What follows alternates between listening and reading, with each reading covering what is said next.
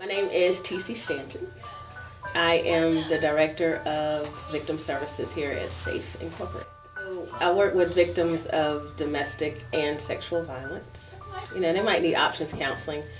Those that are experienced severe trauma, they'll come in and they'll try to get a feel for what they need to do for themselves. So we take the opportunity to listen to what they're going through at that point in time and to work with them on what they hope to accomplish and achieve, whether it be support through safety as far as going to the shelter and having a safe place to stay for that point in time.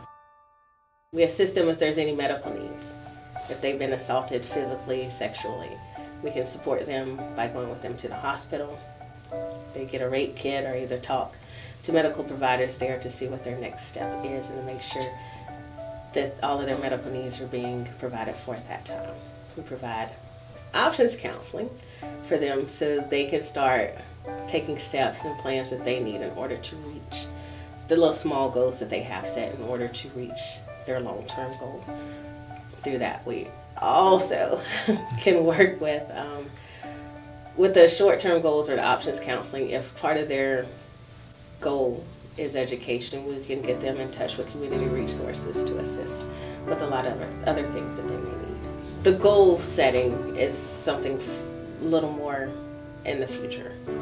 It's not so much as short term. So when somebody comes in here in a traumatic, they come here and this gives them an opportunity to feel free to just talk about what has happened, to just explore what's out there for them. And it could be they just need to have somebody hear them, be able to have that support. Okay, let's work with you on your safety, because being in those abusive relationships and situations, at times you don't ever have your voice heard, but at least they know out here there's no judgment for them. We give them that right to say, okay, if you are going back, let's work on how you can stay safe.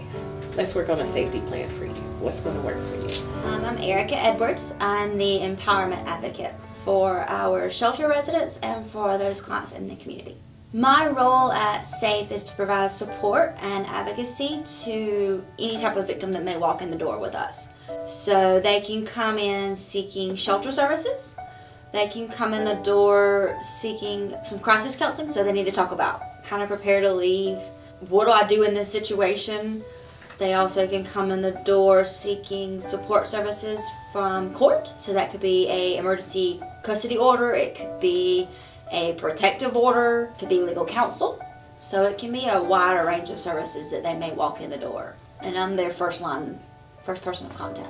Do you find that many people in the community, when they get in an abusive situation, don't know exactly where to turn? I think that a lot of times they don't often see it as abusive. They just think this is the normal way of life. I've grown up this way. This is the way my relationship has always gone. This is the norm. So a lot of times they walk in going, something doesn't feel right about this relationship. Can you tell me, what is this? And that's where we can really step in and give them support and identify that, yes, this is abuse. Yes, you don't deserve this. This is not your fault. They often see our stores kind of as safe, and then once they get in here, they're able to see our services that we can provide to them and their family. I do this to see the positive rewards and to see the success stories. Those that come in here and they're absolute worst case scenario, domestic violence, they've been or sexual abuse, it's happened their entire lives, and they come in and they get our wraparound services, and you see that inner light come back and the confidence come back, and they go on to successfully have a house, to have a job, and they come back and they go 2 or 3 years down the road and go, Erica, I have not had an abusive relationship since then. To see those success stories is one of the reasons I love to do this, which is it brings a smile to your face. And to see kids come back and you see that family reunited and they're in their homes. So that's one of the reasons I love doing this. You got to get through the crisis and the tears and the heartache of it, but to see the success stories just make it worthwhile. So my name is Susan, and my main focus is really equipping people to live independently and violence-free. SAFE programs can be seen in the schools. We do a 14-week health curriculum at all of the high schools, so Brevard, Rosman, and Davidson River, and Brevard Academy, where we work on healthy relationships and conflict resolution and alternatives to violence. So we started teaching in the Transylvania County schools about 7 years ago.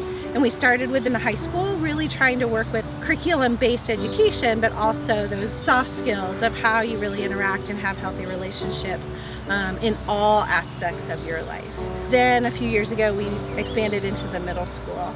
We also do parent education, where we offer to the community parent chats, where we talk about anything from healthy sexuality to how to identify red flags, or there might be abuse in a dating relationship, and really how to have tough conversations with your kids on difficult topics that you might not know how to open the door.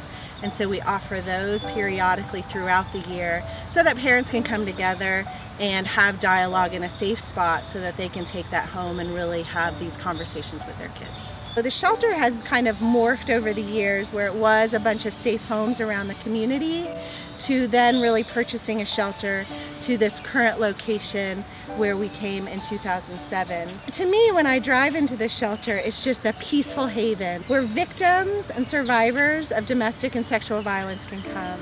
Any victim or survivor that needs a safe haven to come to. When you drive into the shelter, you can just feel that overwhelming peace and quiet and serenity, where you can stay for one day or you can stay even up to a year if you need to.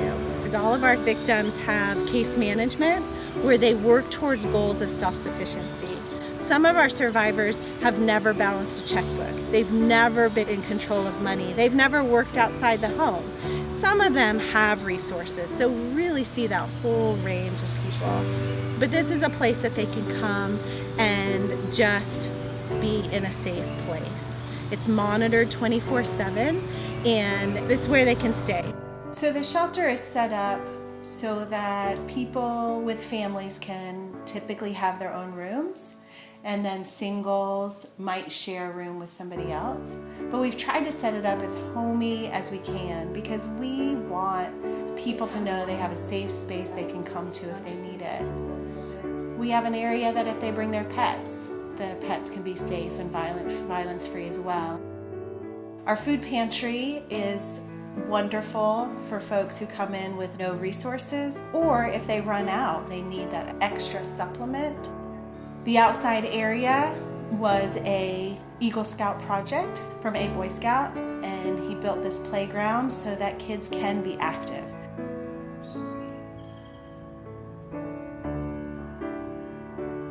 So while people are here, we have laundry facilities for them. People are responsible for cooking their own food, and then we also have this sunroom area so that they can have books to read and resources, and we hope to set up a computer lab so that survivors can write resumes, look for jobs, and really work on all elements of self-sufficiency. So there's a living room area and also a dining room area, so people can live as normally as they can. They can sit and watch TV, they can relax for a minute, or they can also have meals together. So we wanted to provide common areas so that they also can build community and even establish routines that a lot of us take for granted.